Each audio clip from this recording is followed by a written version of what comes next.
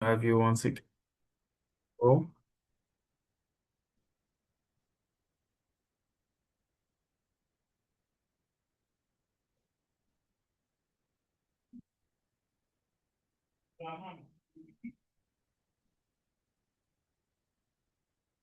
all right. So I would still love us to give 1 or 2 minutes because in the next few minutes we'll be starting the class. Trainer will be able to proceed, but let's just give 3 minutes for others to join on the call. So once it's 11:08 or 11:07, we proceed.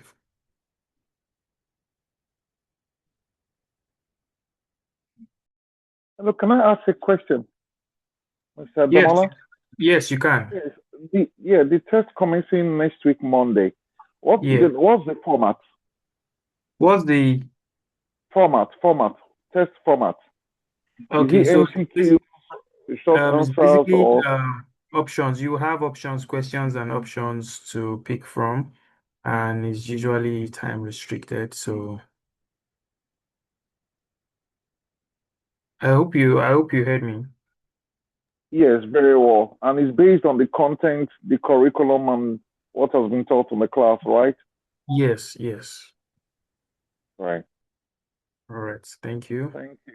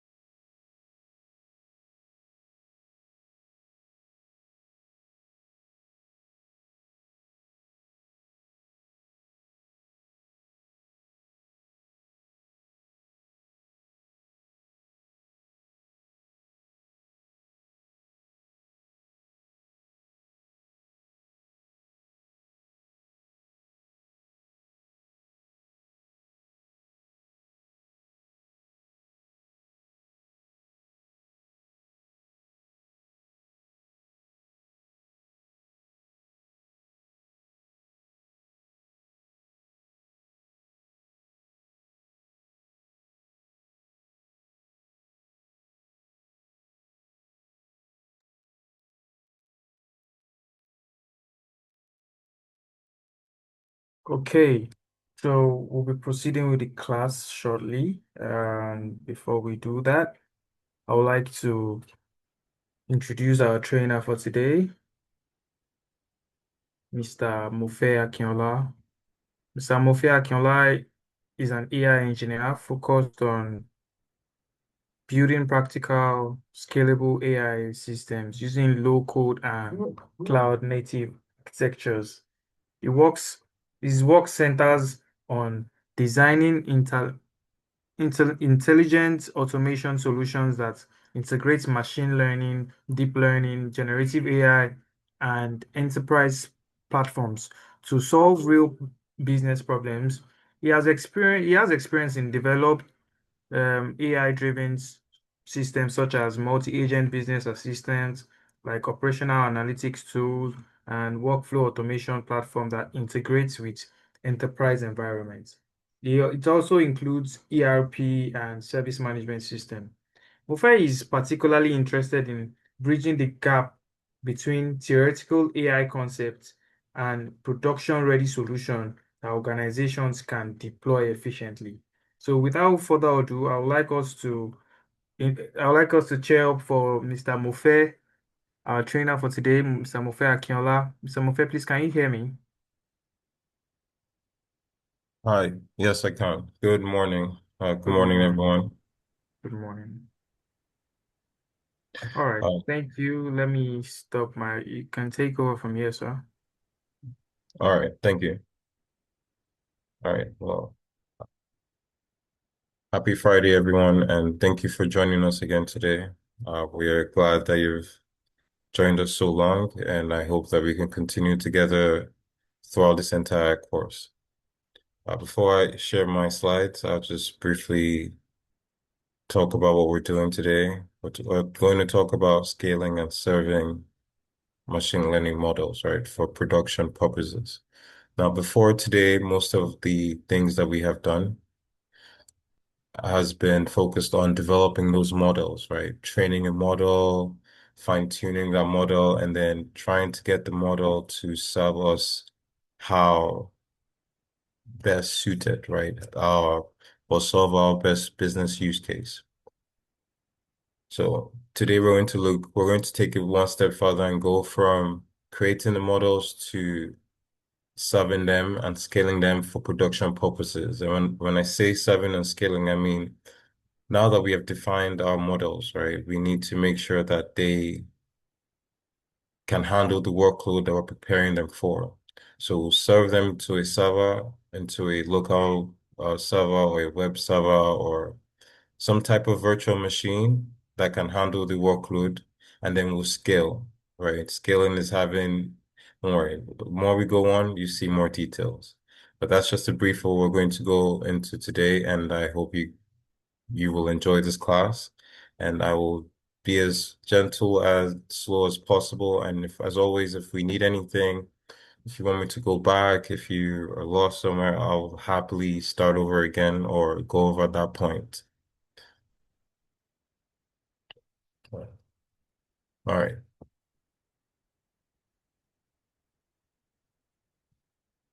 So I'll start by sharing my slide.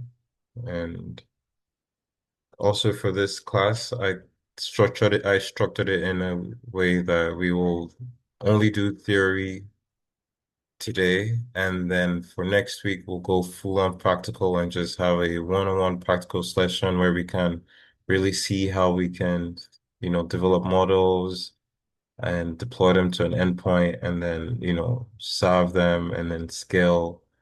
Basically have a full on practical class, and I hope that we can all join along for next week's class. So I'll begin by sharing my slides.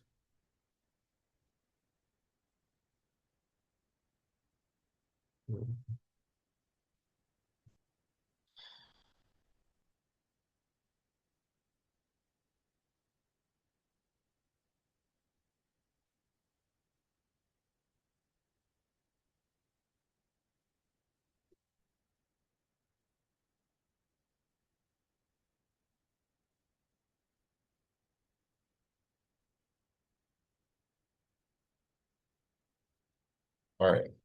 So before I go on, can we confirm that you can see my slide?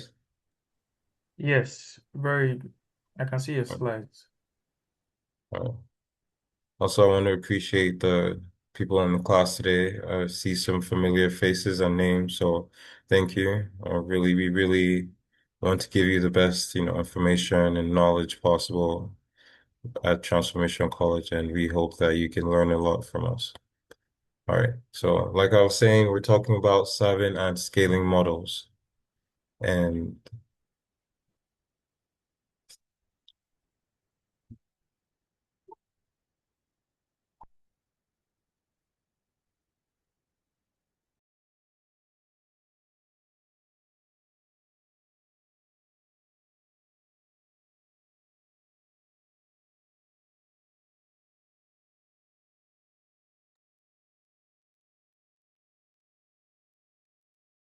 All right. So, like I said, today we'll be talking about serving scaling, and what we'll do is we'll understand how AI models move from training to production. We'll see how we can communicate with those AI models that we have moved to production via APIs. And then we'll understand how to scale. We'll understand how to scale models so that it can handle the workload for whatever business use case that we will come across. Right. So we'll do this and then we'll understand what performance and optimization is, the two major metrics in performance optimization, latency and throughput, and then a whole lot more. All right, so what is the difference between model serving and scaling? Uh, In my introduction, I basically just try to get you to understand that after we train our models from scratch, right, we need to let me use a simple analogy. All right. So for a restaurant, you can think of it as a kitchen, and then you have a chef. Your chef in our situation, is an AI model, right? So the chef has been trained to cook meals, a particular type of food, and based on that knowledge that he has gained from his training, which is what we do with our models, right? He makes, he cooks food, which in our sense is our AI model is making predictions. So we can see those meals as the chef's predictions. Now, what model serving is that we open our restaurant or we open that chef or that kitchen to customers. So now we allow users all over the world to come and, try out our model and see how best it works. Does it work well for us? Does it answer the questions we ask it? Does it serve the purpose it was intended for. So serving in that sense is us opening up our model to the world, right? And it's also important that you share that not a lot of machine learning models get to production stage, right? Only the ones that have passed a lot of evaluations that have made a lot of valid predictions up until that point. It's up until that point where you are sure that your model is sufficient is when you move on to the production stage. So you could have a whole lot of models in a company, but only one or two in production state, right? And then when you talk about scaling Scaling basically is when we now say, okay, we have one chef. He can't handle all the workload of the customers that are coming in. So I think it's best that we hire one or two more or three more chefs, a couple other, waiters to help us handle the workload. Because if we don't scale your models, if you just serve one instance of your model to your application or your web server, it could crash because of the workload now. Like, you, assuming you have one model or one chef handling 1,000 customers, there is no way you're going to get your money back because after a while, you're going to have a lot of angry customers that are going to leave and they are going to want their money back. So that's where scaling comes in. Scaling allows you to have the same knowledge base, right, of in that one model as many times as possible, as many times as needed, so that you can serve those 1,000 customers that will be coming into your restaurant. So that's what model serving and model scaling is. Serving is opening up your restaurant or opening up your model to the world, and scaling is making sure that your restaurant or your model can handle the workload that you're exposing it to.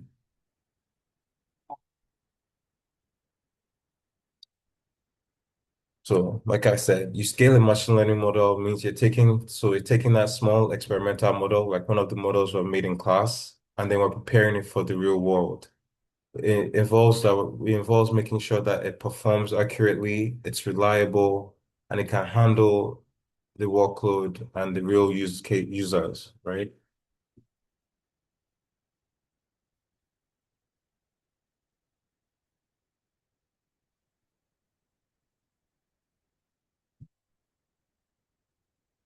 This diagram really illustrates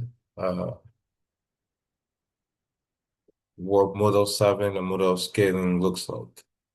Here you have a small prototype, a small model trained using BigQuery ML, for example. And now we decide to host our model still using Google Cloud Platform. And then as we have exposed it to an endpoint, so at this point is where we expose it to an endpoint. Now that we've exposed it to an endpoint, real users cannot and use our model, right?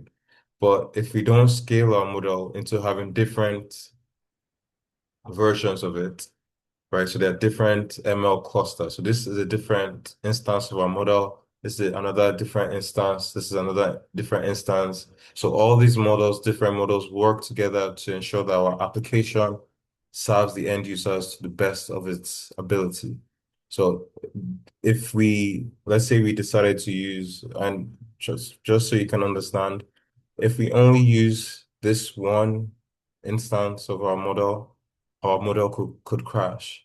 But if we can balance the load between all these other models, right? One, two, three, four, five, our application that is exposed on this endpoint will function as it should, right? So this is our model exposed via this endpoint and having these different instances. Now, instances are just different occurrences, are just basically different chefs. So you have chef one, chef two, chef three, chef four, and then all working for this kitchen. Yeah. So all working for this kitchen. All right, so that's what it is. So we are the backroom staff. AI engineers were backroom staff, right?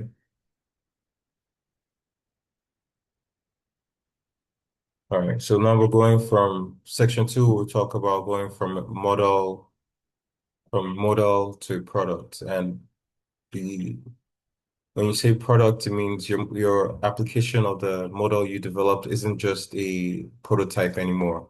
It's something you intend to expose to the world, and that's why you call it a product. It's a product you're serving for your clients and your users. All right. In this table, we're looking at the comparison between what training environment and a production deployment looks like.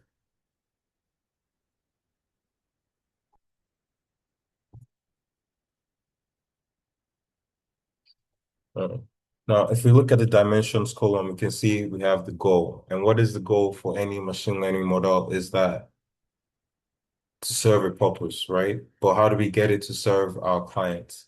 So in a training environment, what we would focus on would be to optimize our model weights and the biases. Those are basically the parameters that allow our model work the way it should work. Now we'll look at different types of model architectures in our next class or well further on in the course, but I just want you to understand that in a training environment, we're optimizing our model to work to the best of its ability. We're trying to get a zero on our error, and that's what it is. Like the evaluation should have zero, mostly zero, and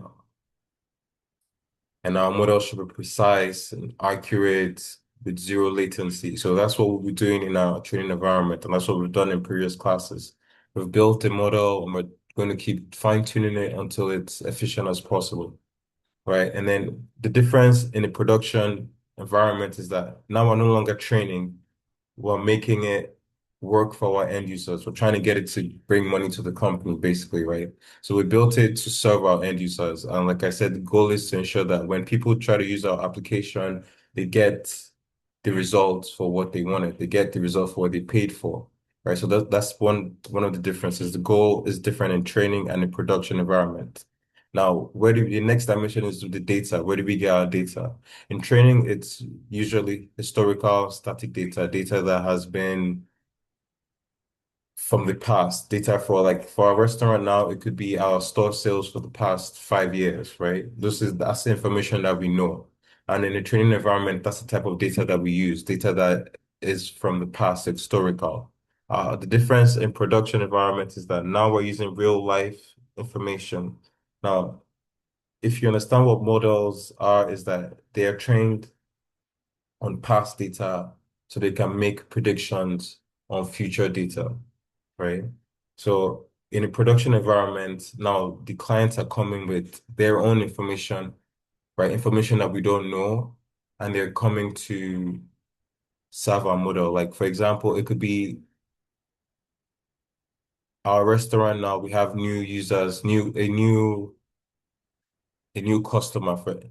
And that customer is coming with their own name, date of birth, how much food they want, how many children they're feeding, and all that. That's life data, right? That's different from historical. So when the new customer inputs the information into our system, our model learns that information and makes a prediction. It can now be like, okay, based on this customer's information, I think this customer is going to be here for a while. And then for in our chef instance, it's going to be, okay, I know this customer, he's going to buy this.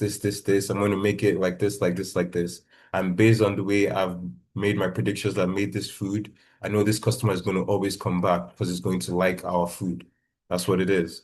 Now, the next dimension is users, right? In the training environment, is usually data scientists and machine learning engineers and AI engineers, for example. We do all the training and the model development, right? We get the data and do all the back end work. And then we push it.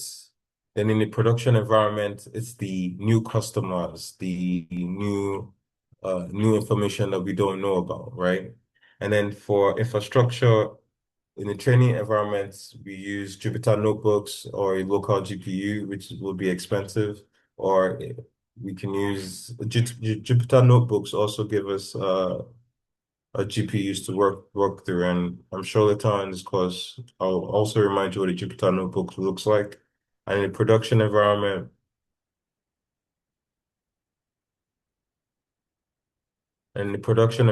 we have cloud servers, and which is what Google Cloud Platform is. It's a infrastructure as a service that allows us to run our models without having to think of all the expenses that come with running the hardware, right? So Google Cloud does that for us. And then we use APIs. APIs are just a way for different machines to talk to each other, right? And then we have containers.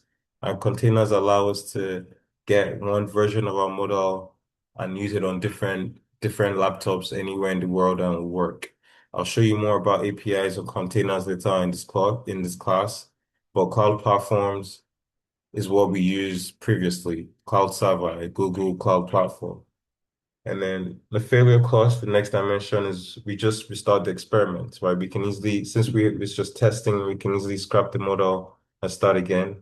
But and like I said at the start, not a lot of models get to production, right? So if your model isn't good enough to pass your training environment and all your testing, it shouldn't go to production stage because if you pass or you move a incomplete or an inefficient model to the production stage, and it breaks down when you start to use it. You could have loss in your business revenue, downtime, even a service level agreement breach, right? So it could be very, very demanding if you're not sure what types of model, the value or the standard of the model you're serving.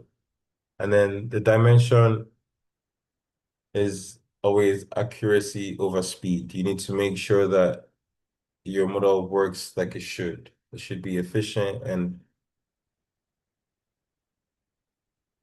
they shouldn't have hallucinations, all the predictions need to match your test data and all of those all and all those other metrics you talked about. And we'll most likely see that in next week's practical. Now, latency in the production environment, latency is important. Now, in this we're talking about accuracy, but if your model has already passed the training stage and come to production stage, now it should already be accurate. If it wasn't accurate, you wouldn't have come to this stage, right? And since it's already accurate, now we need to focus on how fast it can work, and that's what latency is. Latency is like a measurement of how fast your model responds to its queries. Like for example, ChatGPT. If you ask it a query, if you tell it, oh, tell me 10 places to visit in Nigeria today, it will probably answer you in 5 milliseconds or even less. And this is the application that is serving the entire world, right? Everybody in the world that has a laptop and has access to the internet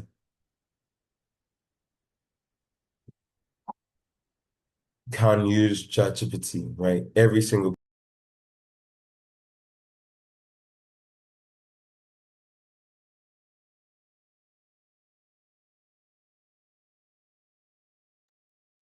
Right. So every single person has access to ChatGPT. Paul, my bad for that. And and since, but because, but the point is the latency, right? If ChatGPT is serving the entire world, how do they get it to respond to our queries so fast? And that's where the hardware and GPUs and the heavy equipment come in. That's where the massive data sets come in because those data centers are processing large amounts of data every single day. And they're able to process it and respond at such rapid speed. So like I said, when your model goes from the training to production, where we're focusing on latency, it needs to respond under 200 milliseconds. And I'm talking as fast as you can hear me talking through this Zoom meeting. The fact that as I'm talking, you can hear me on the other side means that there's no latency in the discussion. And that's what it is. It needs to be as fast as that. If not, people are going to get angry. If, for an example, in our use case, our restaurant, and that's what we're using throughout this course, is we are a restaurant, right? And that's the analogy we'll use. And if we can't serve our customers in other 15 minutes, they're not going to come back. They're not going to think up when they're driving past, they're not going to be like, even if the food is good, they'll be like, ah, your serving is very poor. So I'd rather go somewhere else that I can get my answers or my food as quickly as possible. So latency is very important in production and deployment stage.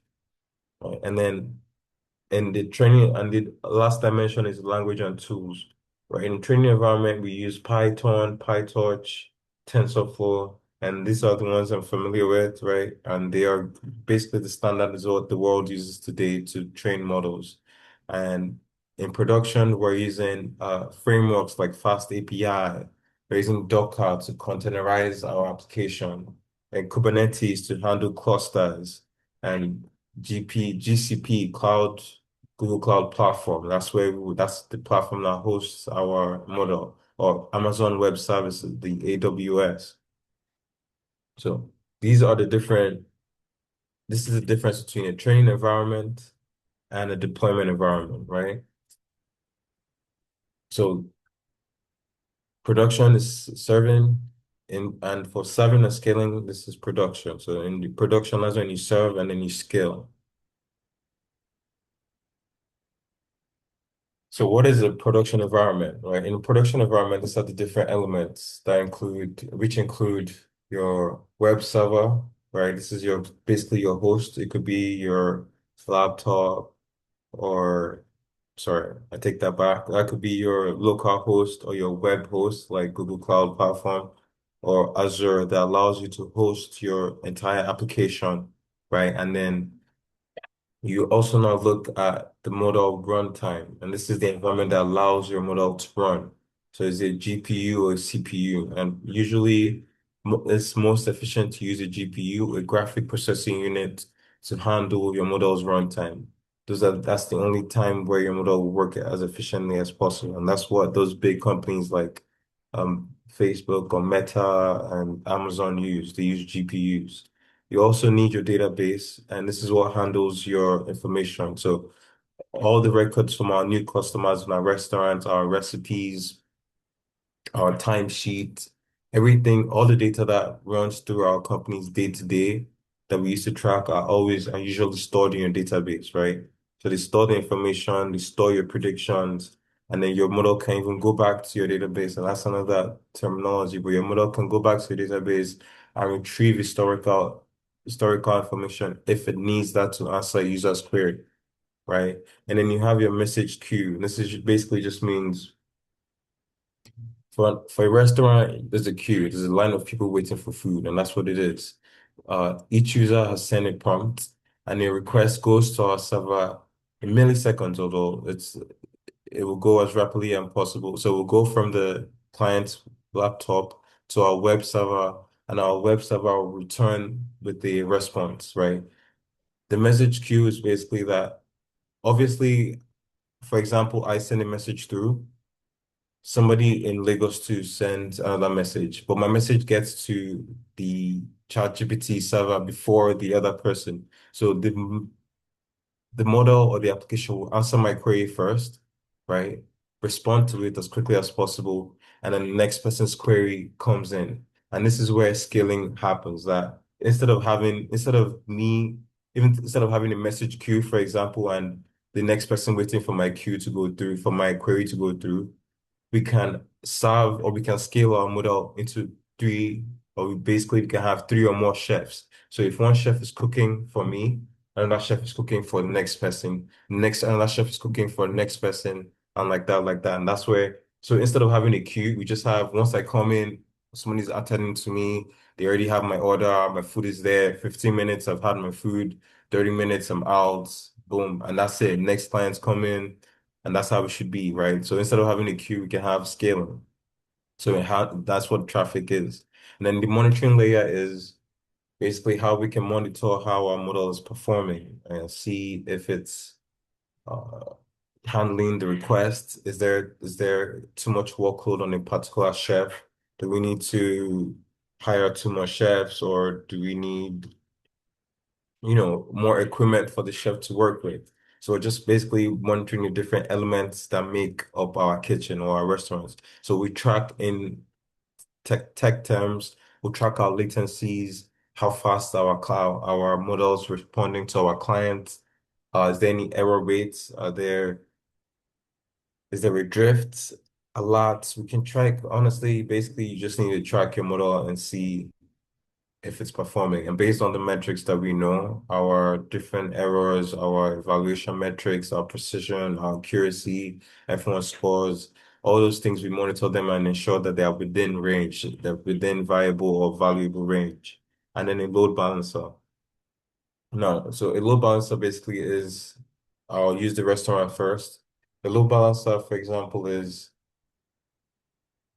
like I said, one chef can handle the workload. If one chef handles the workload, there's going to be a message queue. There's going to be a queue of people. So what was our solution? After we serve, we decide to scale. So we add three more chefs. Now the queue is moving. There is three chefs handling three different customers, but at the same time, we're still having new people come in. So although there are three new customers, there's maybe two more people on the queue. Now, but Chef One's meal is a plate of rice and some fried chicken. Chef Two's meal is the staff wants, the client or the customer wants fresh steak with some fried rice and shrimp, something fancy, as fancy as you can think, right? And Chef Three's meal is some bread and butter. The client just wants toast, right? Now, what we could now see a load balancer as the waiter, right? So while the chefs are cooking the first three meals, the waiter knows that, okay, chef one's one is, let's say, if we use technical terms, chef one's one is on a difficult stage of medium. Chef two is high, then chef three is low, right? That's their difficulty right now, and based on what they have to serve the customer, right? The waiter slash load balancer looks at this and says, okay, I'm going to sit the next customer that comes in on chef three's list because he's just doing toast, so that chef two and chef one can focus on what they're doing. And by the time chef three is done with his toast, or his fresh toast, and he gives it to the customer, the waiter slash load balancer says, okay, chef, there's a new customer, this is what they want. And then ooh, depending on what the customer wants,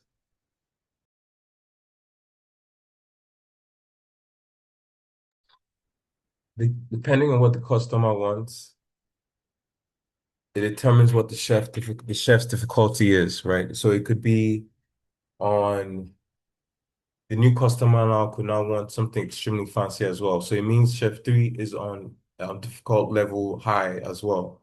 And Chef 2 is still on high, still cooking what he has started with. And Chef 1 is almost done with his medium task. Now the load balancer slash waiter says, okay, now that I have 2 and 3 are loaded on high, Chef 1 is almost done. The next customer comes in, needs to go to Chef 1, right? And then by the time Chef 1 is done and starts handling the new customer, Chef 2 and 3 would have their workload would have started to reduce because they would have started getting halfway through their task. Now that's what the analogy for a load balancer is. You can think of it as a waiter that handles the workload between all the chefs or all the model instances, right? I'll show you an image next. And so let me show you an image now so you can see what I mean.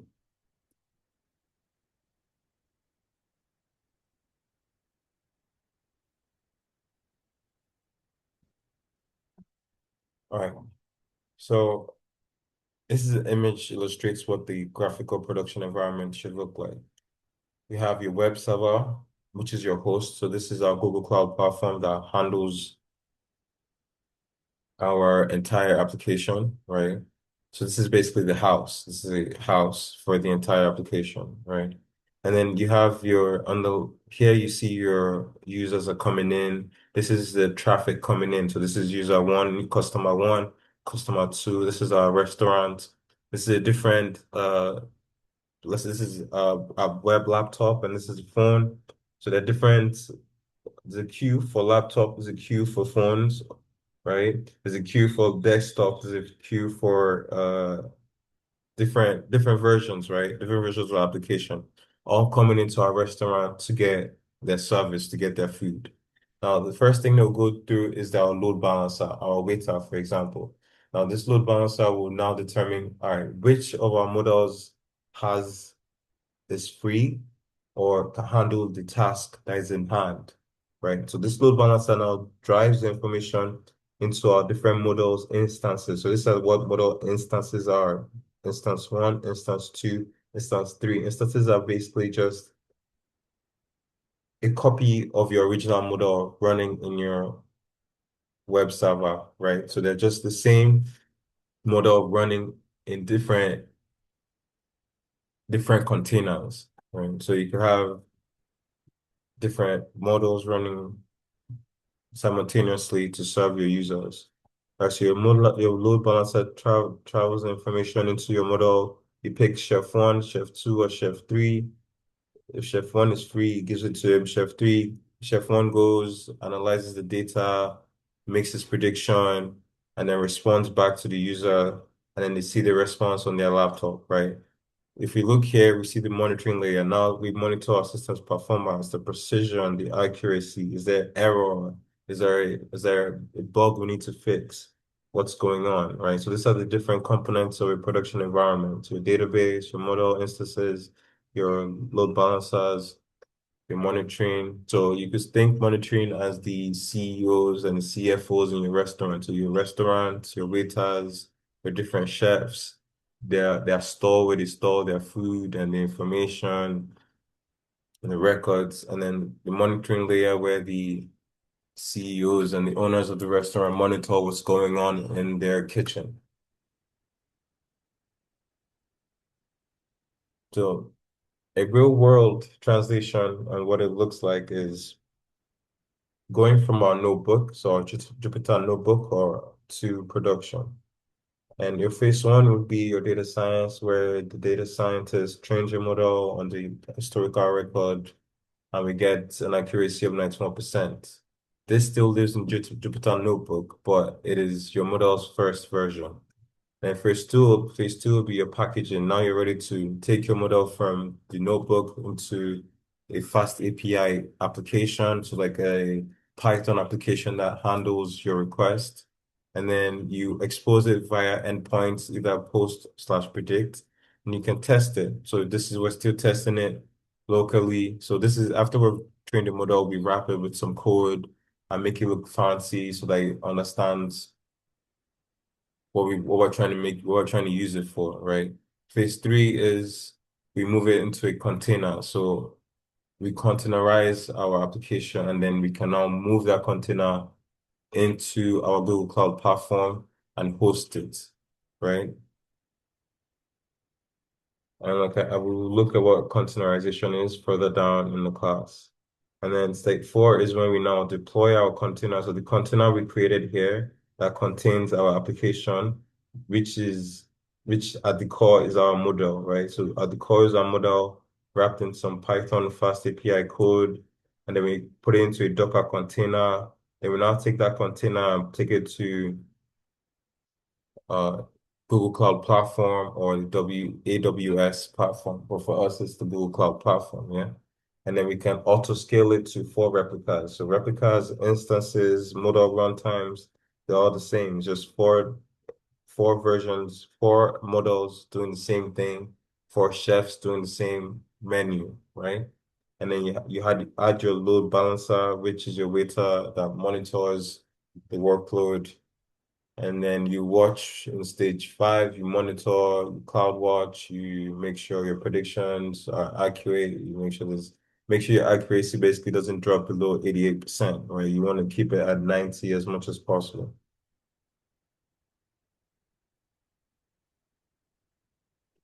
So why does our model fail after training? Uh, Usually it fails, probably it could fail due to data drift. So if the real world data doesn't match our input data, it might not make these. So if we're feeding our model with wrong information, it could cause it to make wrong predictions. So if we're feeding it on information that we didn't train it for, and if we're feeding it on, so let's say our menu for a restaurant is cuisine, right? All Nigerian, all our meal, talking bread and butter, sorry, bread and beans, swallow, jollof rice, fry, whatever you could think of, pure Nigerian food, right? And we trained our model on that. If you now start telling our model or our chef to create American food, Indian food, it'll fail because it'll be confused. Or what are we talking about? How did we get from Nigerian to there? So that's what it is, data drift, right? And infrastructure mismatch, right? If you're running your model on different, well, basically frameworks or libraries or SDKs, or if you're trying to run Python in a Node.js runtime, or those s- specific intricacies, right? They could affect the way your model runs. We could talk about concept drift. If there's a difference, like data drift, there's a difference in the input and output information. Latency overload if your model is taking too long or there's too much load on it. And then select silent errors. And silent errors are one of the most annoying things because you don't know where the error is coming from. It's just that your model isn't performing the way it should. So you have to troubleshoot and actually try to understand why your model is making bad predictions. And that's what silent errors are. And scaling failures are if you have planned an auto scale for 4 at a particular time where there's high traffic. If one of your models or one of your chef says, "Ah, I'm not doing it again," and drops his equipment, or the model just, just stops running, and peak time is coming. So let's say restaurant now, we get a lot of dinner orders. So from like 8 p.m. till 10 p.m., we have 2,000 guests. And one of your chefs says, "Oh, I'm not coming in today." That's going to be bad because you would have planned to handle that workload with 4 chefs. For 3 chefs to handle that workload would be very strenuous because that means all of them will probably be on difficult level high all the time because they're not having that breather they need in between, for example. So that's what it is. Those are different concepts that could allow your model to fail in production. Now, before I proceed, I'd like to just uh, ask, are we all good? Are we following? Is there anything that we're lost on before I continue?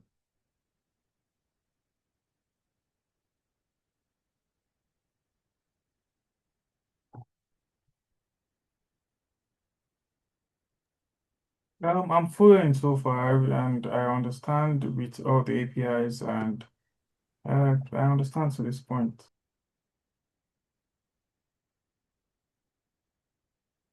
All right. Is there anybody else? Are we all following? I'd like to hear from you. I'd like to see how far we've come and if you want me to go over something. I just don't want to keep, explaining and no one is understanding what I'm explaining.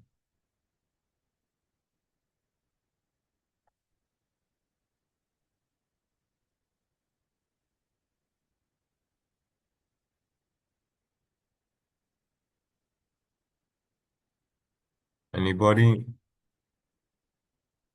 Thank you, Mr. Ademola. Adidamola. Thank you.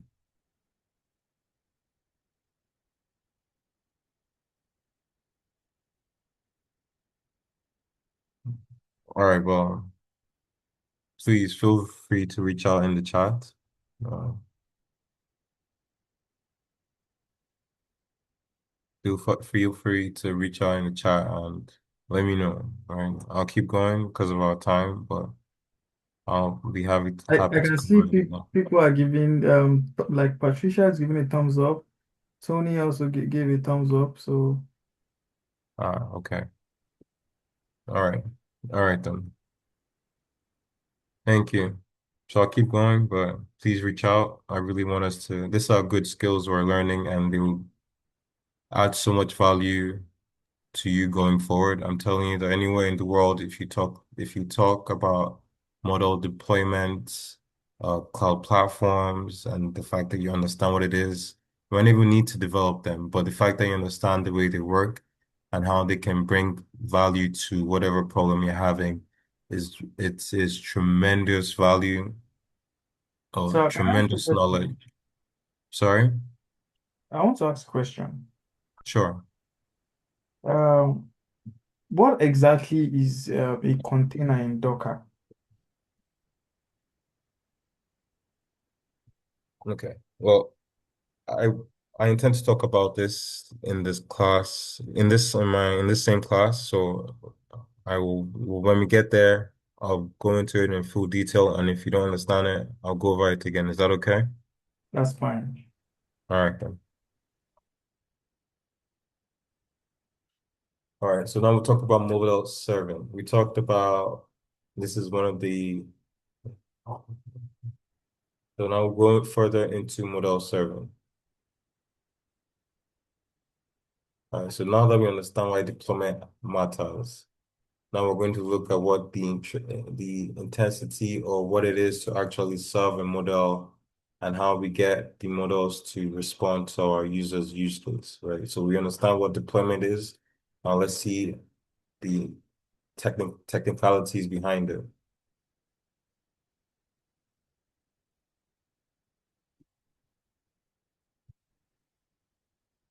All right, so model serving. This is a process of deploying a trained machine learning model into software infrastructure, Google Cloud Platform, for example. This now allows our model to receive input data from external systems so you can connect. So for our restaurant now, we could have a existing system that tracks the customer's information. All we need to do is connect our model via API to that application, and those two applications will be talking, right? And we can make predictions and see results based on our model's response, right? So our model runs, makes predictions, and returns information back into the the user, right? So what is inference? Inference is running a trained model on a new live data set to generate prediction. So you could have one inference, two inferences, three inferences of the same chef. So it could be three, four, five same chefs running the same menu, right? Your payload is how our model receives information, and this is usually in JSON format. JSON is a text language that it's not really used to write code, but just used to pass information from one machine learning model to an application or from one application to another, right? So this is how information is sent, right? And then latency, like we talked about, latency is making sure that our model works in record time. It's going as fast as possible, milliseconds. If it's 1 second, that's too much. That's too slow. In the world we are today, 1 second latency is too slow, right?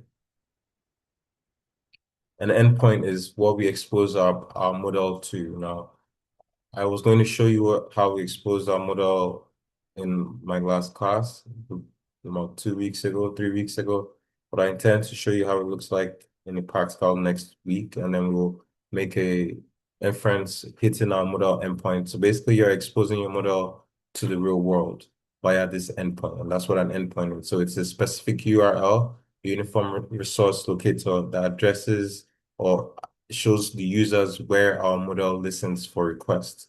Now, a request is like you requesting for food in our restaurant. Like you see our menu and you say, okay, I want to pick this, this, this. That's what request technically means. And we'll see more about it forward in the class. And what is a response? Response is usually the response to a request. So the customer makes a request, I want 10 plates of amala. And the chef's response is 10 plates of amala and soft drink. That's that's good service, isn't it? Right? Uh if you're getting more than you paid for, that's definitely good service, right? On record time and all of that. So that's the difference between a request and a response. And then a service level agreement usually just means this is how our model works, and we intend to keep it working this way. So that if you have external shareholders, right, you need to show a certain service level agreement explaining that our model is going to work this amount of, so like for me now, if I developed a new model and I wanted to sell it to somebody to serve them, I would come with a service level agreement telling them my model is going to work for this much time and handle this much workload, and you only pay this. If my model breaks our service level agreement or SLA, then I have failed on my part, and it means I need to either fix that model or refund the money, or find a conclusion. So what is API? An API is an application programming interface, right? This allows different applications to talk to one another. It is the bridge between systems. There are different versions of different types of APIs, but for this class, I'll just tell you what it is, and you can look that up. So an API is a set of rules and protocols that allow one software to talk to another, right? It defines what requests can be made, how to make them, and what format the response will take without exposing the internal logic of the system. So APIs basically are the backbone for modern software.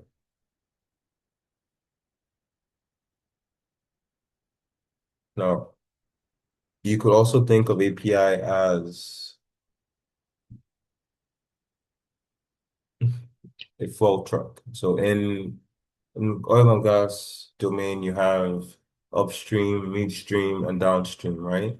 You could think of, and then all those streams are connected. The upstream, I think, is focused on production, right? So they get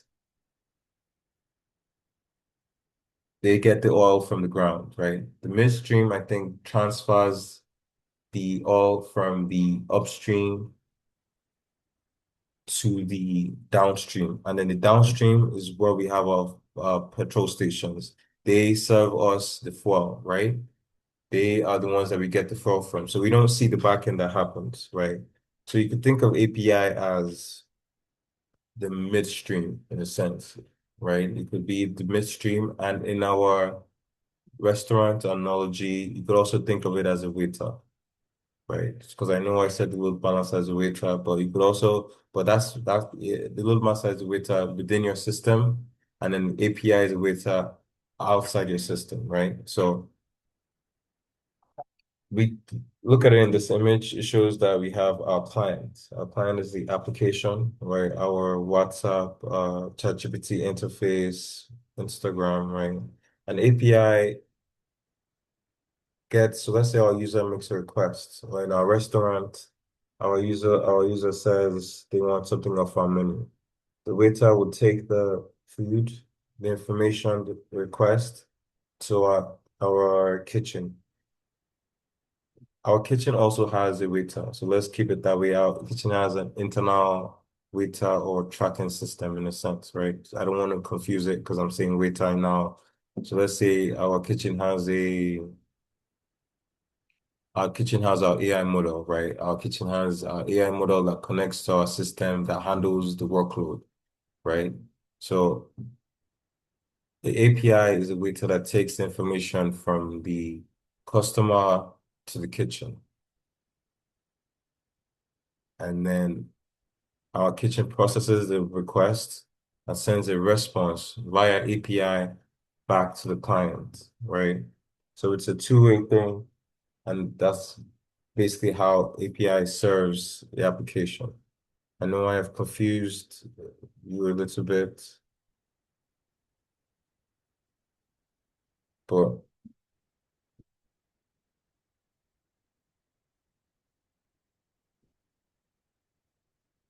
that's how it works. The API handles the interaction between the customers and our models, right? You understand more going forward. So there are different types of REST APIs, right? And or not different types, but there are different methods, right? So there are different HTTP methods. And basically what this means is HTTP means hypertext transfer protocol, and it's basically how information is transferred from our laptops in the in to the internet or to the different applications that we use, right? And you have different methods. You have methods that you could get information, so you could tell your model to get certain information from your database, or you could use the post method, which is where you send your model to make predictions. So you send information to your model and tell it to give you information or to make a prediction based on information that you have sent. You could also use put, which is you're adding new model configurations or new informations to your menu. And then you could also delete. So you could delete food stuff off your menu, or you could delete configurations from your model, or you can delete a version. So you could fire a chef because he's not keeping up to task, right? So therefore, basically what they are uh they're four crude operations. And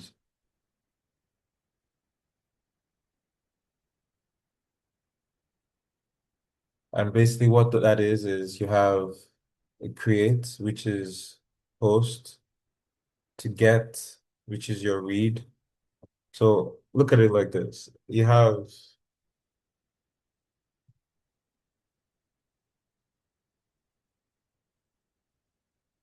So look at it like this here. We have four methods. These are our four methods, and this is how information travels between systems, right? Via API. So there are different API methods, right? So the different methods serve a different purpose. And how I remember this is using crude, right? I should put this in, but this is crude.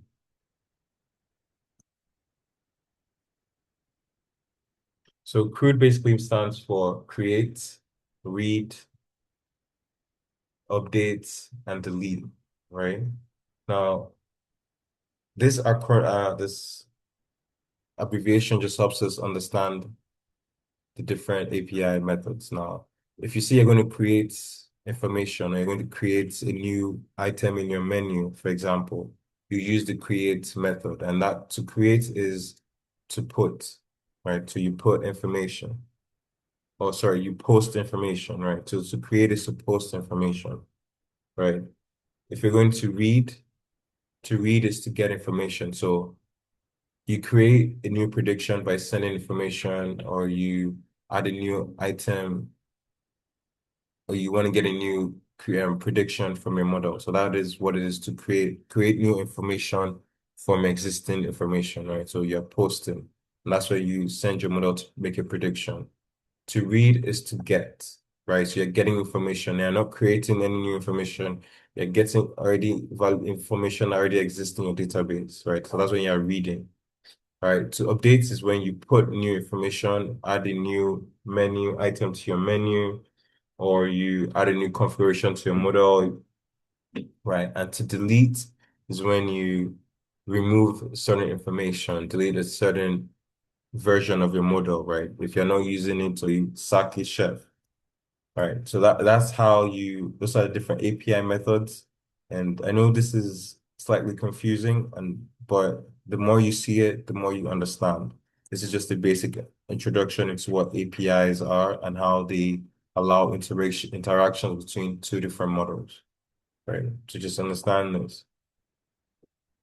And then also REST, right? REST stands for representational state transfer, right? So you're transferring information in the representational state, so in the original state, via APIs from one place to another, right? So you're taking information uh from the customer through the client, through the data slash our API to our kitchen.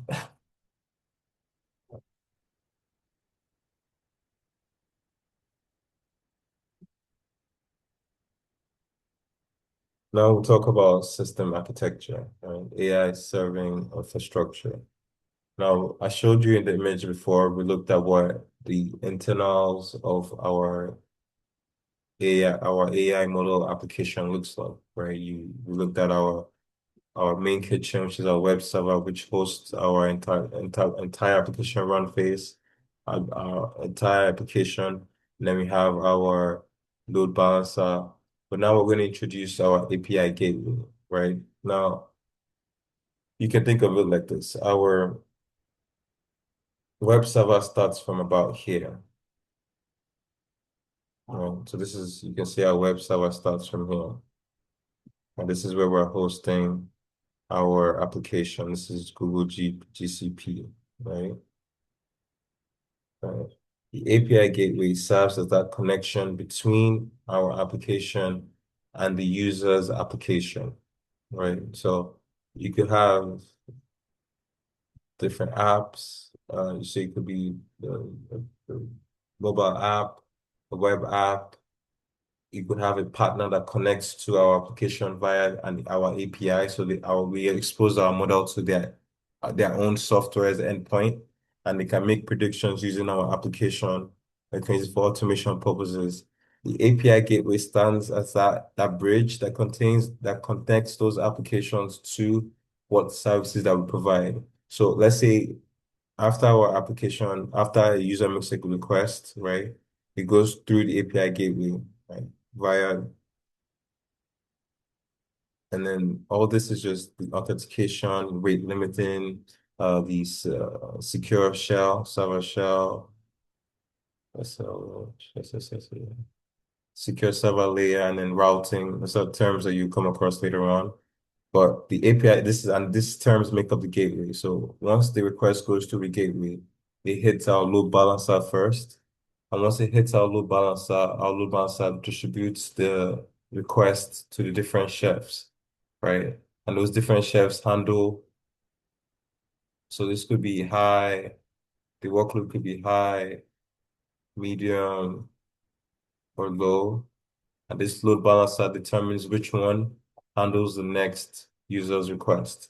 And then we have our monitoring and logging, the cache layer. And cache basically is just a means for our model to store information temporarily. So instead of having to instead of each chef having to go to our kitchen, our main store to get information, right? They can just hit this cache layer, right, which has the information stored temporarily. So if Chef 1 hits this one, Chef 2 can hit this one, Chef 3 can hit this one or hit our database directly. It's just that the cache layer just serves like a temporary data storage for our main database so that all three chefs are not having to go all the way here every single time.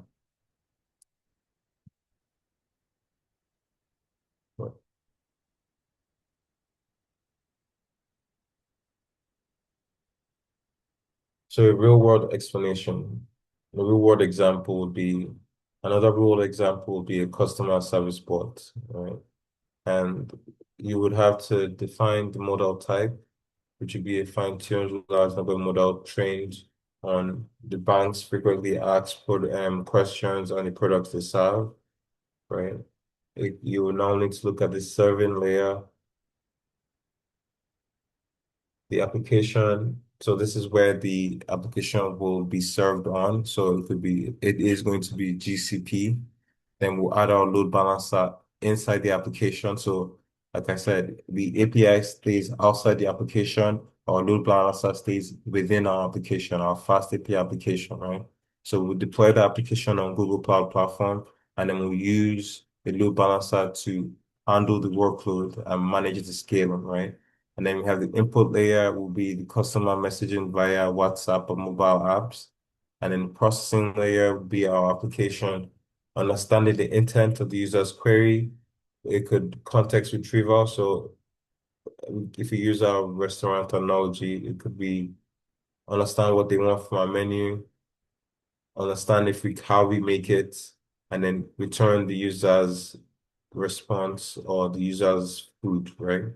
And the output layer would be natural language reply and the recommendation action. So this output would be the food coming back out from the kitchen after it's been processed, and it will come out in the output for the user.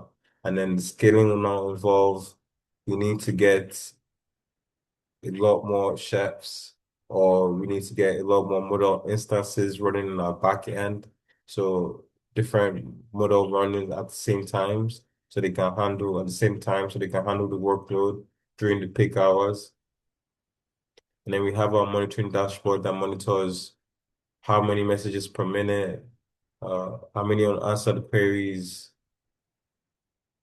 and then if needed, we need to come in and the engineers need to come in and work on the application again. So we're using two analogies. And then what is the business impact if our customer service bot is implemented well for our restaurant service, right?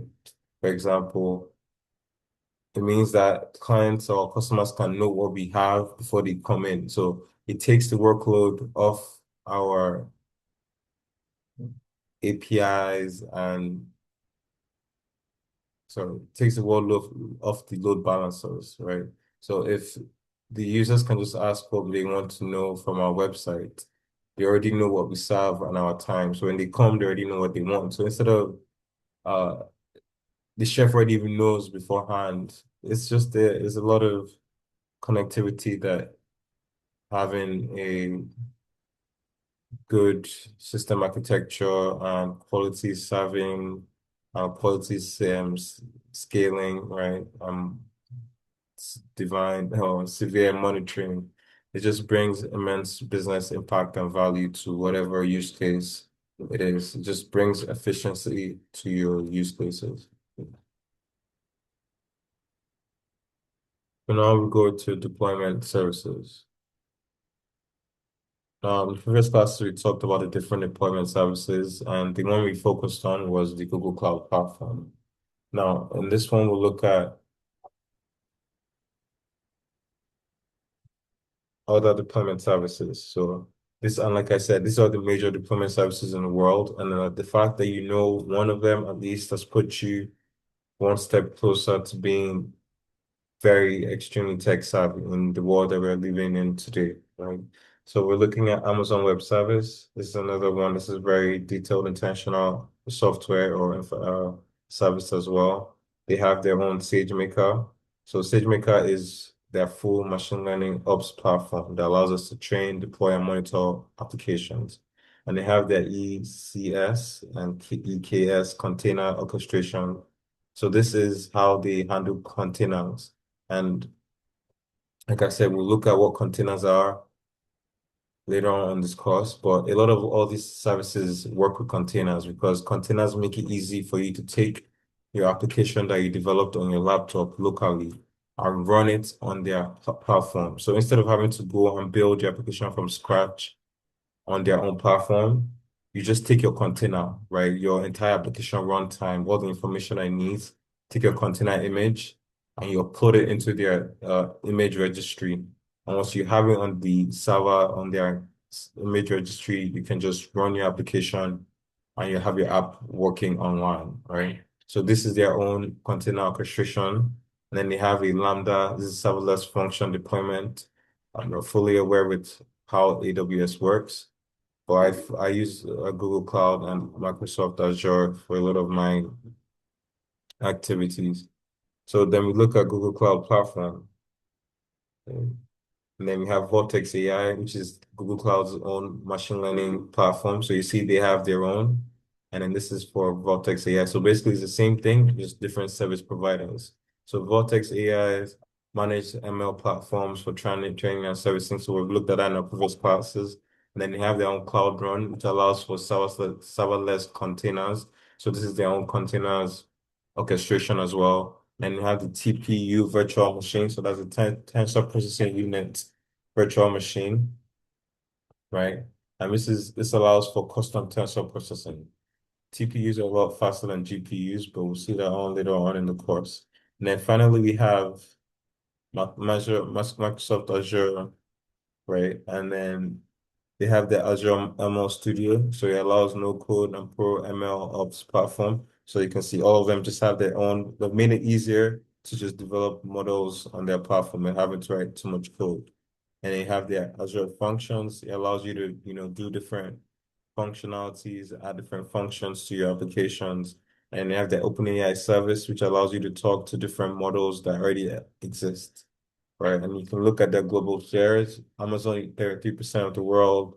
Google Cloud Platform has 11, and Azure has 22, right? They're all solid in their own rights, but Amazon just takes the lead way.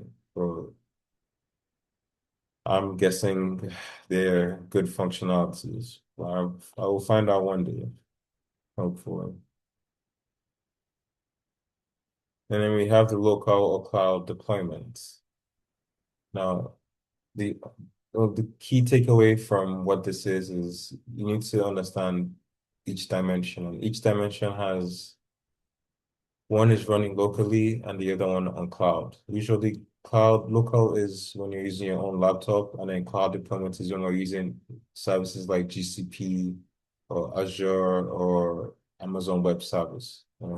So the different dimensions involved are your cost structure. In local, there's usually, if you decide to run your application locally.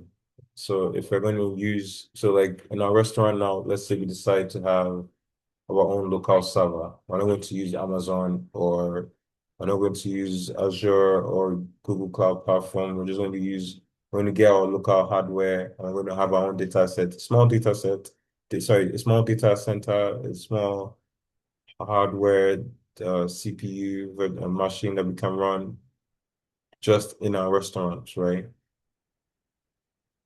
That's what a local on-premise looks like. So you can have your high upfront hardware cost.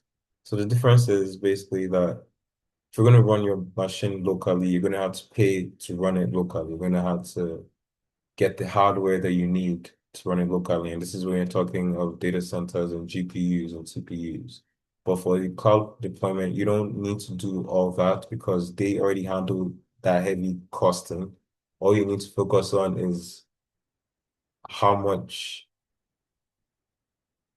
basically how efficient your model is working. You don't need to handle the hardware costing. You just need to pay for that virtual hardware that they provide, right? So they'll give you, instead of having it locally in your present, you have it virtually. So they have virtual hardwares that can run your applications for you. So you still pay, but it's a lot cheaper than, well, if you have the money, but it's a lot cheaper than having to run it locally, right?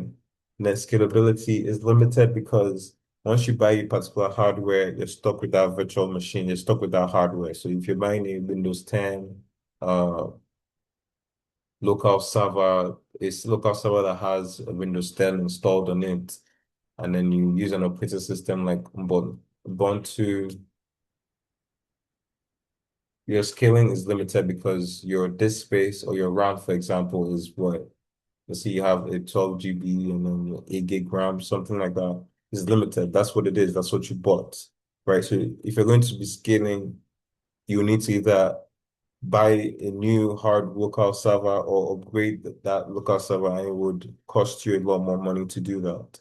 But for cloud deployment, you could just literally just use the UI and click a couple buttons, and it could upgrade your virtual computer. So you have virtual CPUs or virtual GPUs. You upgrade it from 2 to 4. So you're upgrading your chefs from 2 chefs to 3 to 4, depending on your need, right? So you could do that in minutes with a couple of buttons. You're running your model on a larger scale. Maintenance, you need your full team, and it's a lot of intensity. So you need a full team on site working your local server. But if cloud deployment, you could have 1 or 2 engineers that work with the different service providers like Google Cloud Platform. And those platforms already do all the dirty work, so your engineers don't really need to do. You just need to focus on giving you an accurate, efficient model, right? And then data privacy, no data leaves you on-prem, while on the other hand, there's information is traveling. Although there's security, there's of information on the internet you should know is secure because there are security protocols that are set in place that protect this information, right? That's why you have hackers that actually they can't that try to get information offline. So a counter for that is securing your information while it is in transit and while it is at rest. So there's techniques, and then if you join the cybersecurity class, you really understand in depth what it is to ensure that your information is secure while it is in transit or while it is at rest, right? So cloud platforms that you have today is transfer of data. Although that it is secure, it's still a pose for a breach. So if the hacker they pay the hacker to really tackle your restaurant and bring it down, he could take his time to actually, try and hack your systems, right? But like I said, the security in place, and the better the security is, the better secure your information is, right? And then what are the latency on local premises? There's very low latency, and low latency is good because you want it to be as fast as possible. So because your server is close by, it's usually low, but cloud deployment is relatively higher, right? But when I say higher, it's not even up to a second. It'll still be in the millisecond range, but it's higher, right? And that's why you have things like CDN, so that's content distribution networks that help reduce that. So they reduce the distribution. They allow you to store information and distribute that information as efficiently as possible. But I won't focus on all that. There's a solution for the higher latency problem. That's what I'm saying. And then they're best for banks that have, yeah, so the best for banks that have very strict data policies that the client's information cannot leave their buildings. They want to see their server, they want to see it in their server room. I know that nobody can hack it. So because local servers, unless the hacker comes into the building and plugs their laptop into your hardware, your data center, they can't really get access into it, right? Because everything other than that is secure. You have your IP is secured. There's a lot of firewalls are set in place that just prevent hackers. But if someone comes in and plugs their laptop into your building, plugs your laptop, they have access to your software and can do real damage, right? So for banks that have those high security net data control, they usually have their own local servers installed. And that's what is advised to you. But for other companies like our kitchen or startups, you could use cloud deployment because no one's really looking for the name for a customer that bought food for your restaurant, right? But he needs that kind of information. So although it's secure, nobody's looking for that. So these are different terms to pay attention to. And like I said, the cybersecurity course is good. I'm going to join it as well. So it's very good to understand security. And so now we'll talk about containers and Docker. I'll show you what Docker, because I have the application on my laptop. If we have time, I'll just show you what it looks like so you can see it. And I can show you a basic Docker script. But this is what a basic Docker script looks like. So, but before that, let me explain what Docker is. Now, you can think of Docker as,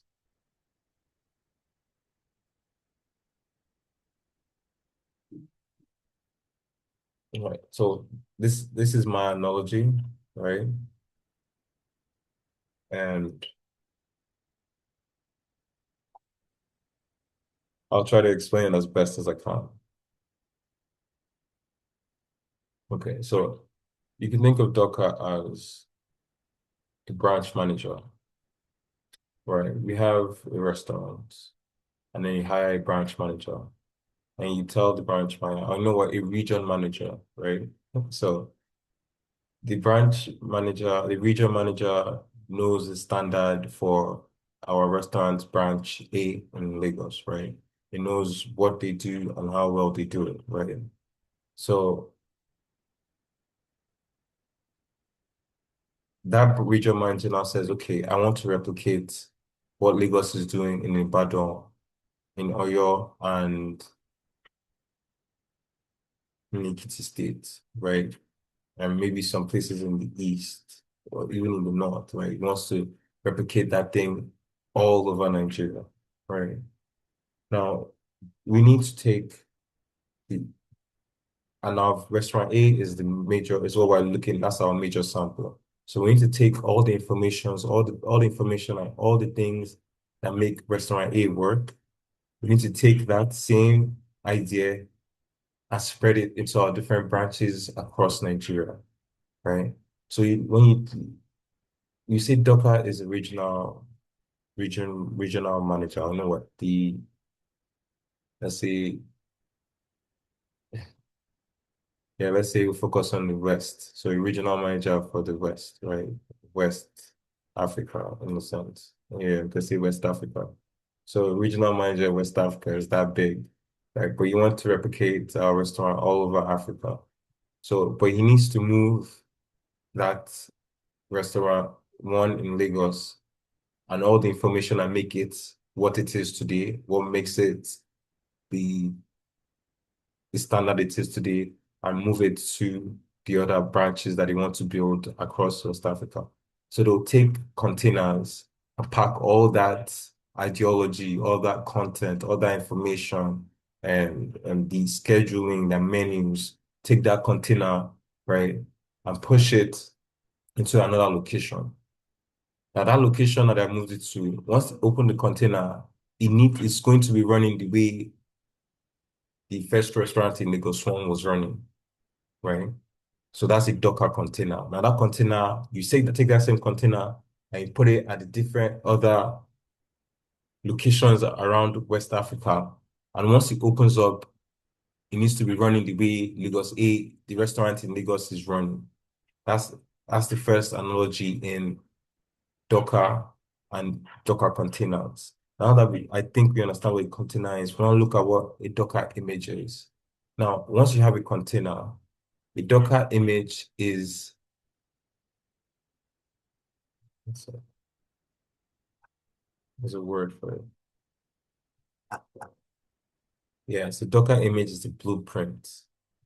It's the blueprint that writes down. So like I said, for Lagos now, we're taking off. We won't take a couple of staffs, a couple of chefs that know the work very well, right? So we take a couple of chefs and then we say, okay, I want you to be here while we start up the other branches across West Africa. So now we have, so that chef that we're carrying, you could say knows the blueprint by hand. And that's kind of what the Docker image is. It's just a set of commands that make our container run the way it should run. So the chef that we took from Lagos, and let's say that there are 20 chefs in Lagos, we take one for each restaurant that we need to spread across West Africa.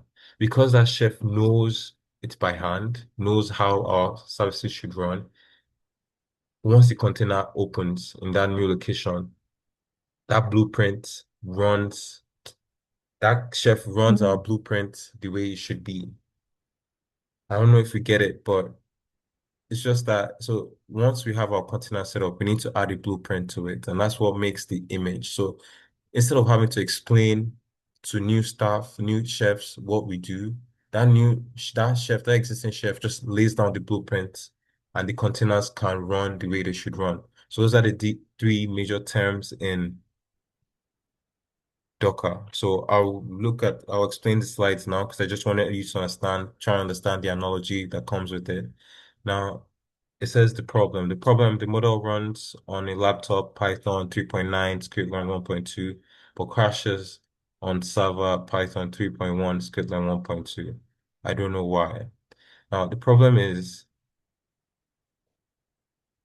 if an application is running or if a container is set up to run a certain way, right? If a container needs to run. So if you look on this side, right? This is a Docker file. A Docker file basically just explains the container blueprint, right? So, or the Docker image. So this is like a Docker image as it is right now. Now, if you look at the Docker file, it explains what the different components of our container. So this could be, um,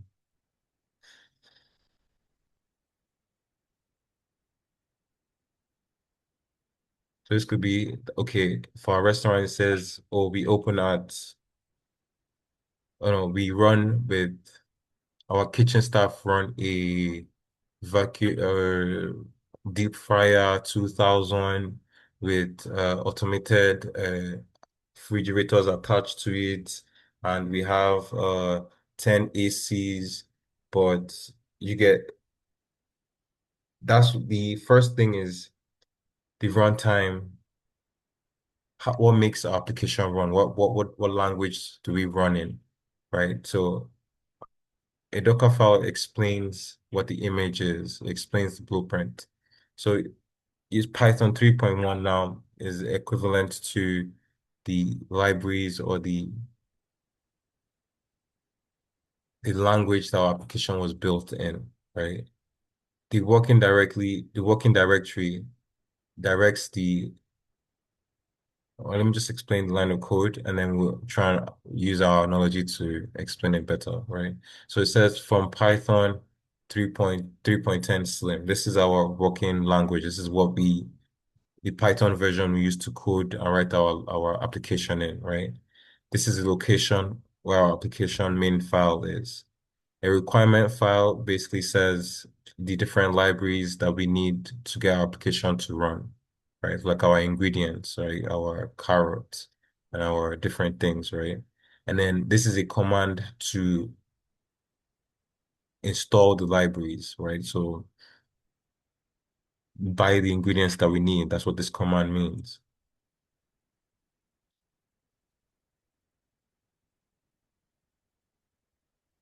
All right. Thank you, Patricia. I hope we see you next time.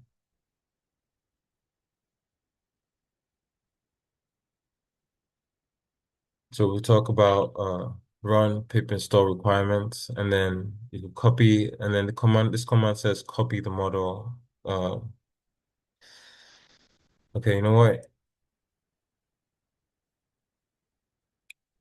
Instead of looking like that, these are the different lines of code that make up a Docker file, and this basically just explains the blueprint. If you try to run our application in a Python 3.11, right? Our application won't run because this is a different Python version for us. That's basically what I'm trying to explain from it, right? So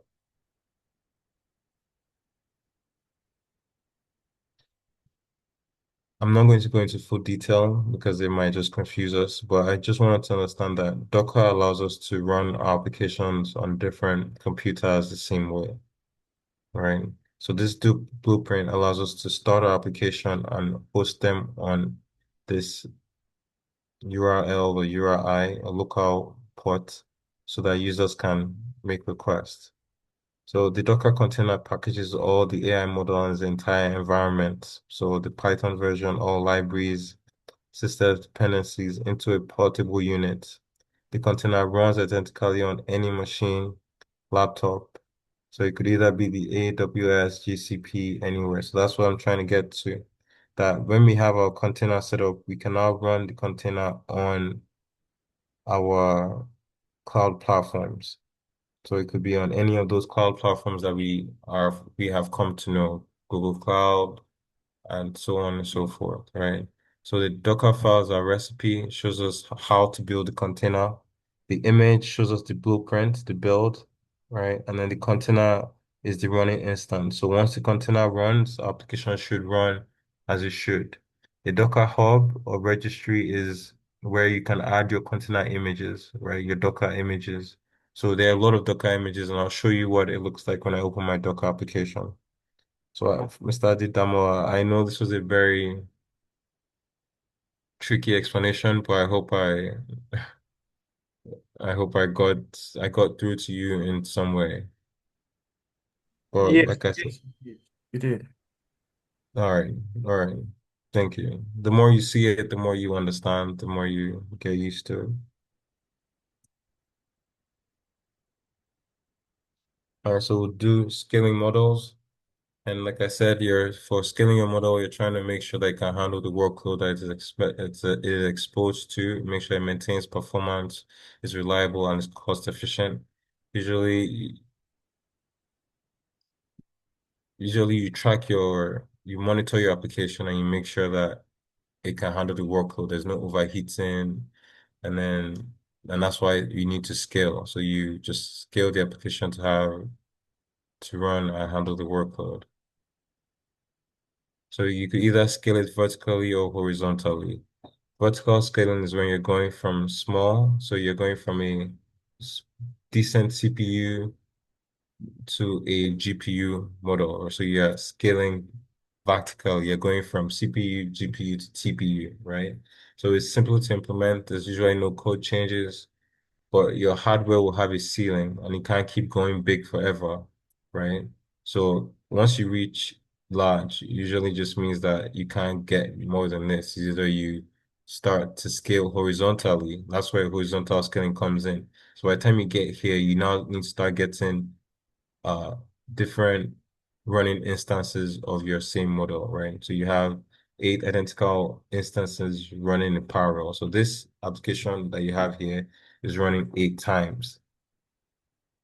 So there's no ceiling because you can have 9, 10, 20.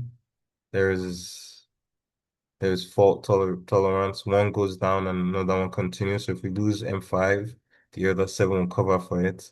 There's no even load balancer needed, but they're good to have.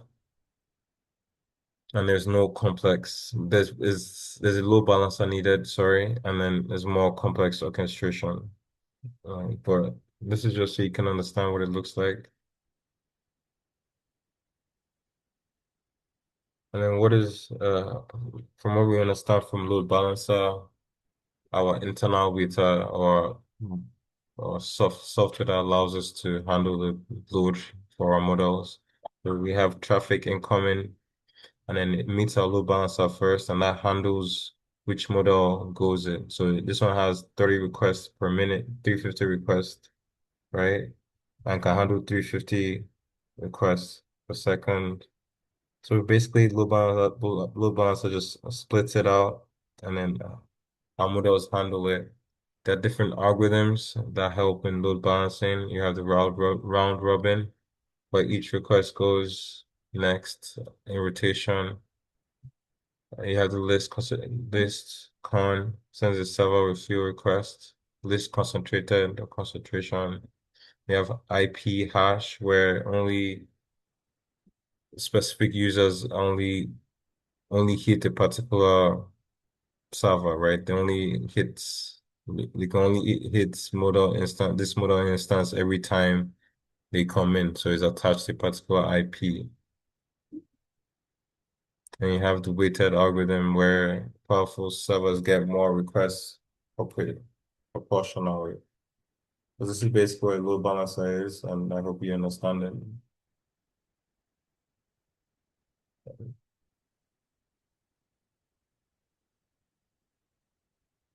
So when you talk about auto scaling is basically it's a feature that allows us to automatically scale our model based on when we know our peak times of start. So for example, uh,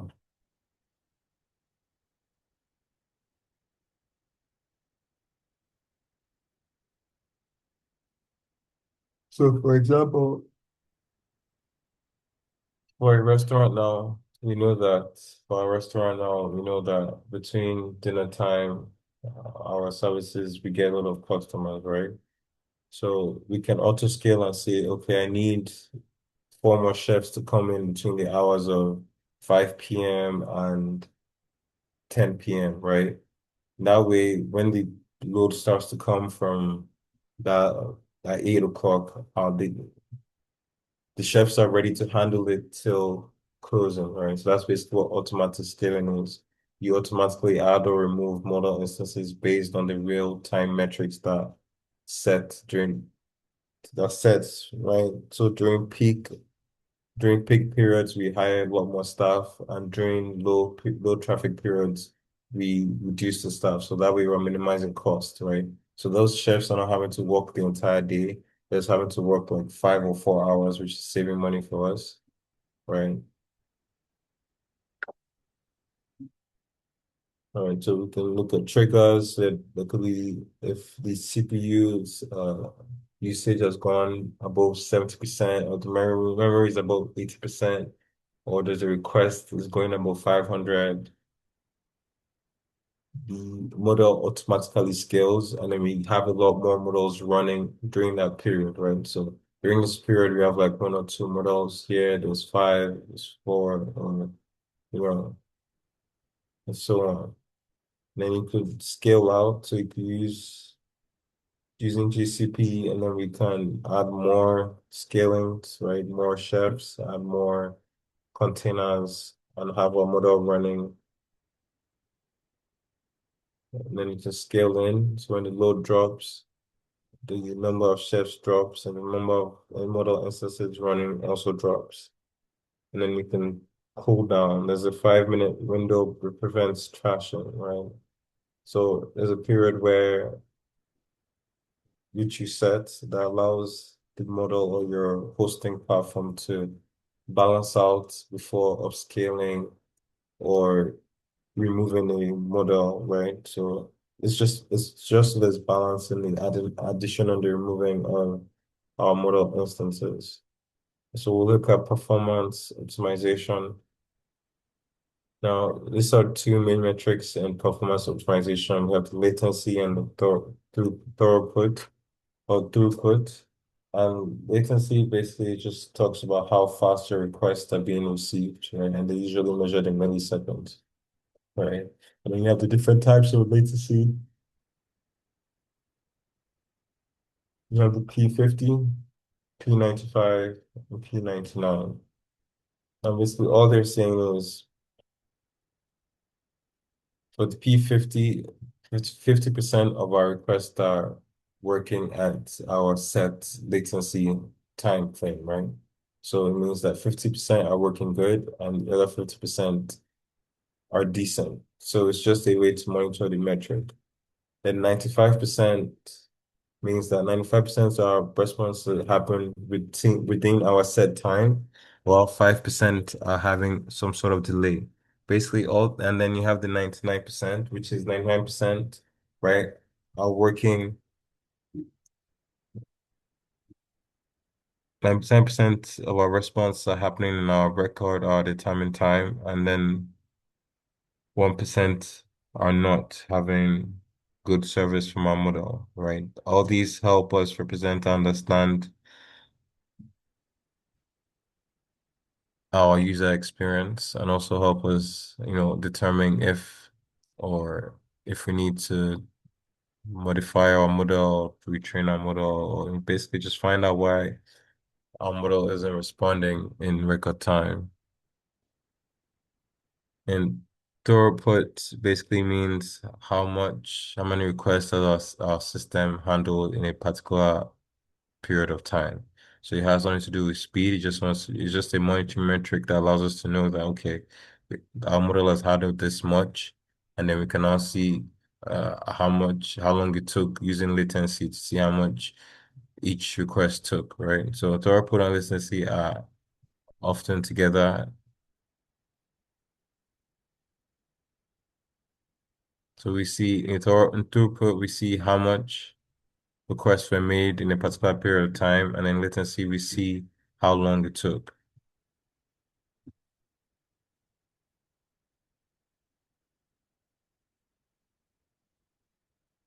Yeah, so and for us, the goal is always to find the optimal balance for each use, for our use case, find the perfect level of latency and throughput.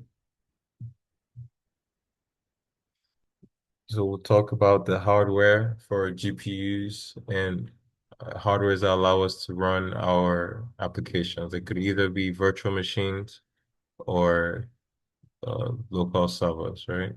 So, but the different hardwares are the CPU, and the GPU, right? And the factors in this table, we'll talk about the factors. You have the core. So I won't go into much details, but there's a difference between the CPU and the GPU. The GPU is obviously a lot more difficult and more enhanced to handle big use cases.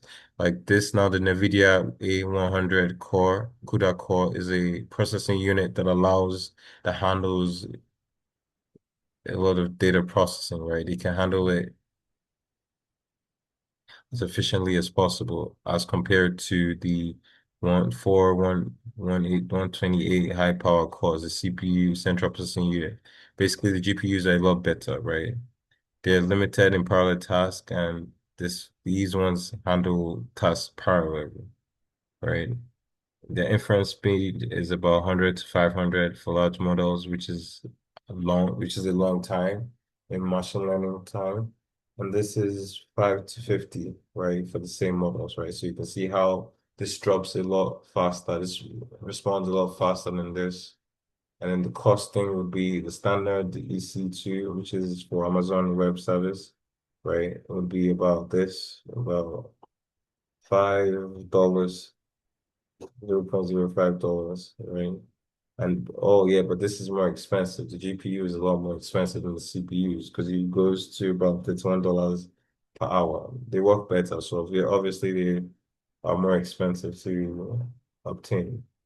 And then these ones can handle small models, basic models, while this one handle a lot larger models, the entire. So ChatGPT, for example, will be Sorry, running on the GPU and the TPU.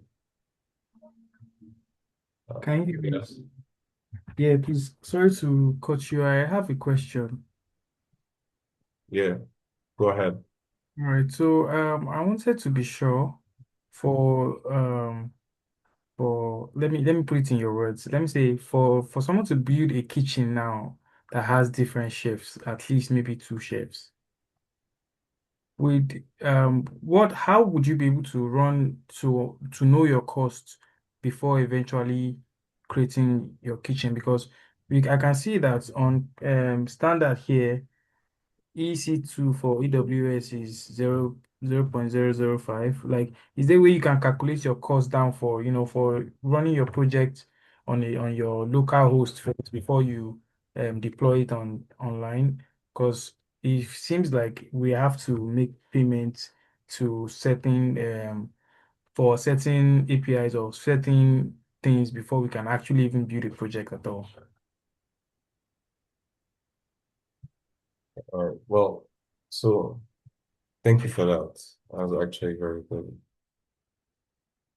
So the way it works is usually during training, we determine a lot of those parameters, right? The larger your model, the more processing power that you will need. Right? You could run a basic. So if I was going to train a model with a data set with 2,000 or 500 rows, right? I could use a basic CPU to run that, right? This is just an example, right? I could use a basic CPU to run that, but it's advisable to use a GPU, right? Because they have free ones. But a Oh, GPU could run a light model. But if I now say, okay, I need a massive model trained on a data set of 20,000 rows with so much more, right? To train and to even host that model, right, will cost you a whole lot more. So basically, this it depends on your use case, how much money you're going to have to spend. And that's what it is. It depends greatly on your use case because the bigger the model, the bigger processing power that you need, the more you most likely spend, right? Does that answer your question, sir? Yes, I'll be looking forward to the practical aspects more. All right, thank you. All right, it'll be a good one. So we talked about memory. So we'll talk about memories and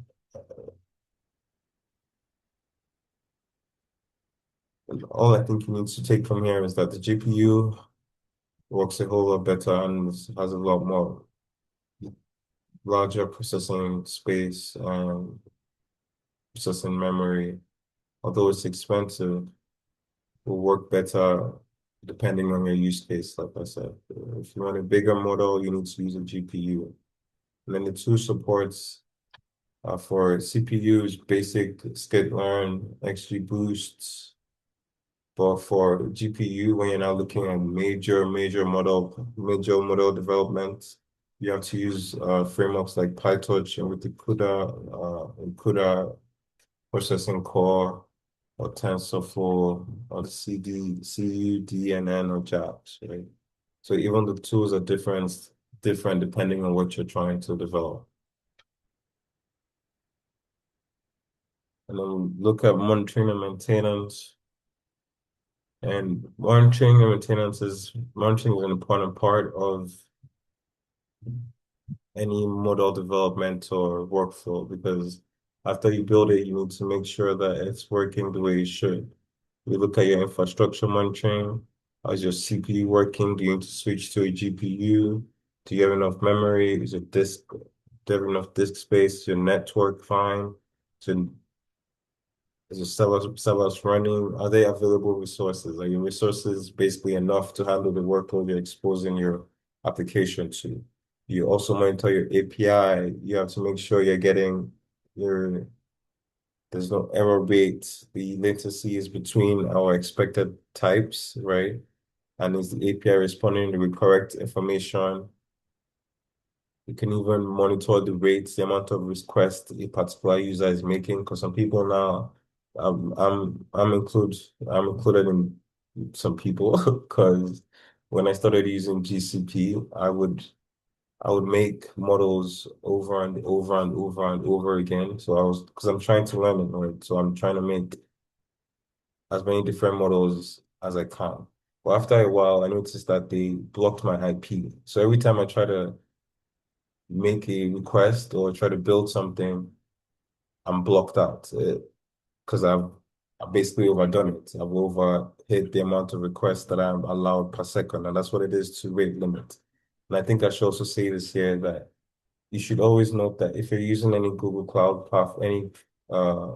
platforms like Google Cloud, always make sure to clean up after you develop something. So if you develop a model, make sure to delete it or make sure you have not deployed it to an endpoint, right? Because they charge you for your usage. So always just monitor that. So you check out the monitoring page and I'll show that in the practical, right? And then you monitor your models and making the accurate predictions. Is there confidence distribution? Monitor the confidence distribution. Is it confident with the results? Is there any output drift? And is our model still correct? So there are different talent killers in the production AI. Just are things basically to look out for. Right. So your future drift, if your input data distribution changes, right? If your model is trained on 2002 income data,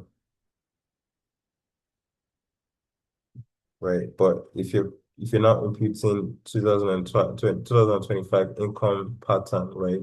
It'll be different because inflation has happened between then and now, right? The let's say the value for a particular service will be different from what it was today, right? So you also need to pay attention to that when you are using your models. It is that intentional that if you don't pay attention to a fact like inflation and telling you to predict your prices, right, you can go out underbuy or you can go out undervalue yourself and you won't be getting the value for what you worked for. So you could also have labor drift.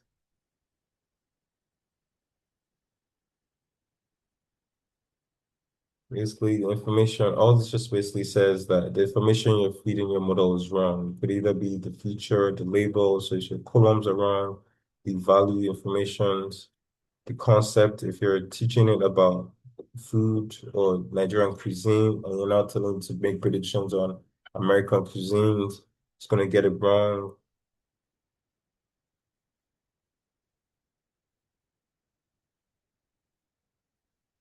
And then the prediction drift is also something you should pay attention to. If there's a change in your prediction, but it is not explained, right? If there's a massive change in your prediction, but it's not explained. This could also be like if you miss a factor like inflation, right? And you didn't account for the fact that the value of Naira has dropped, right? Your predictions could shift and you'd be wondering what's going on, right? So you need to pay attention to all these things when developing and using machine learning models. Right. And finally, our conclusion. This is a summary of what the key concepts are and what we've talked about today. You model, serving your model, what a production environment is, what cloud platforms are, how we can horizontally scale, right? When we're going to run different models, different instances of our models, we can auto scale where we can set up the code to set up our application to run as many model inferences or instances as needed during a particular time, and then optimize our model, right? Make sure that we are is functioning as it should. And a machine learning pipeline, and this is what we talked about in our previous class, which goes from the data collection, data processing, model selection, model training, and then deployment and endpoint, and then predictions. Then we have the REST representational state API, which is a user universal interface standard that allows us to use CRUD. If you remember, I talked about CRUD, CRUD, create, read, update, and delete. That's what API allows us to do, right? So the AL is like the language between softwares. And you have the Docker container that allows us to package our entire restaurant and move it and have it running on different places or different laptops, right? And you have vertical scaling, where you're scaling, you're just going from CPU to GPU to TPU, right? You're not having your middle one different instances. You're just having one instance and you're going from a CPU processing unit to GPU and to CPU. Talk about our latency, our internal data that will balance what model does what and how much load it handles. Then we have our latency on throughput, which monitors our speed and volume, right? So how much do we do and how fast do we do it? And then we talked about different data drifts. So the data drifts, input data drifts from which our model has been trained with. Then we have a problem, right? So our model won't respond as it should. With that, I've come to the end. Thank you for listening to today's class.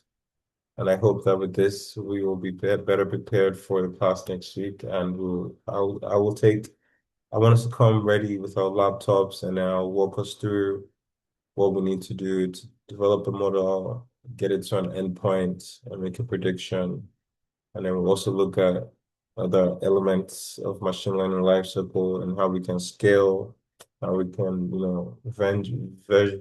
version engineer and all that. So we'll do that next class. So please come prepared. And then I think lastly, I'll just show you what Docker looks like and then I'll try and close the class. So I'll stop sharing.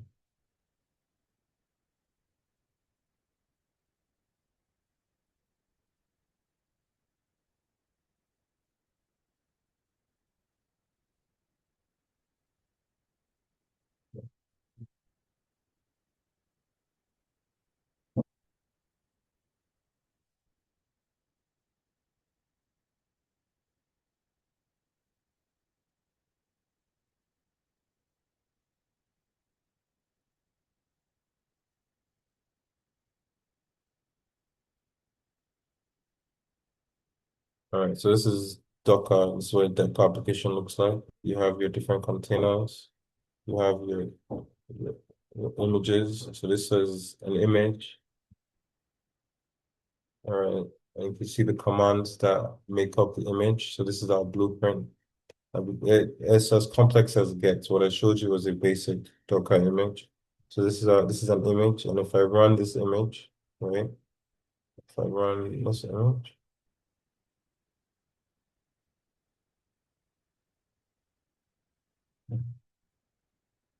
uh,